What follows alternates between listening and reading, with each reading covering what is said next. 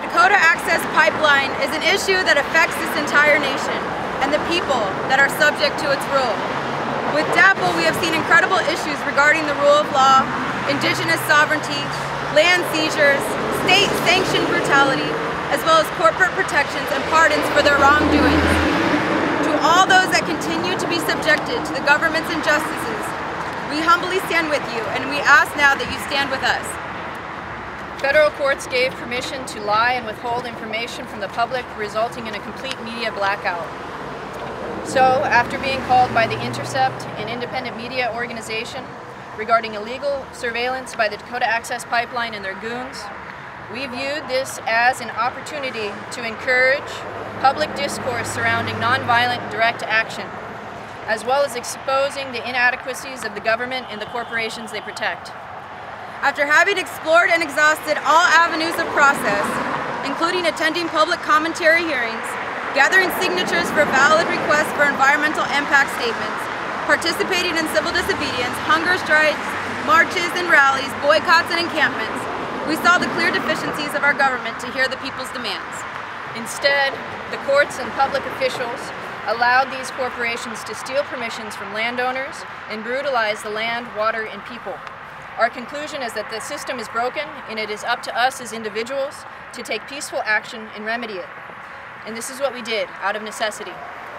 We acted for our children, and the world that they are inheriting is unfit. There are over 5 major bodies of water here in Iowa, and none of them are clean because of corporations' flagrant irresponsibility. And now another wishes to poison literally millions of us irreparably by putting us all at risk of another major catastrophe with yet another oil spill. DAPL has already leaked and will continue to do so until the oil is shut off and the pipes are removed from the ground. On election night, we began our peaceful direct action campaign to a Dakota Access construction site and burned at least 5 pieces of heavy machinery in Buena Vista County, Iowa. Details regarding this action are attached. This was information which was not shared with the public. We recognize that our action wasn't much, but it at least stopped construction at that site for a day. We then began to research the tools necessary to pierce through 5/8-inch steel pipe, the materials used for this pipeline. In March, we began to apply this self-gathered information. We began in Mahaska County, Iowa, using oxy-acetylene cutting torches to pierce through exposed, empty steel valves, successfully delaying completion of the pipeline for weeks.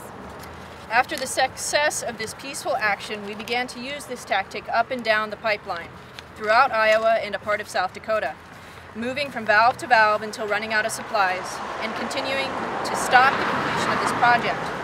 More information to follow. These actions of great public interest were hardly reported, and the federal government and energy transfer partners colluded together to lie and withhold vital information to the public. We then returned to arsonery as a tactic. Using tires and gasoline-soaked rags, we burned multiple valve sites, their electrical units, as well as additional heavy equipment located on DAPL easements throughout Iowa, further halting construction. Later, in the first week of May, we attempted yet again to pierce a valve located in Wapello County, Iowa, with oxy-acetylene cutting torches. It was at this time we discovered oil was flowing through the pipe. This was beyond disheartening to us, as well as to the nation at large. This event was again hidden from the public and replaced with lies about ditch depressions. We stand here now today as witnesses of peaceful, nonviolent direct action. Our actions have been those of necessity and humility. We feel we have nothing to be ashamed of. For some reason, the courts and the ruling government value corporate property and profit over our inherent human rights to clean water and land.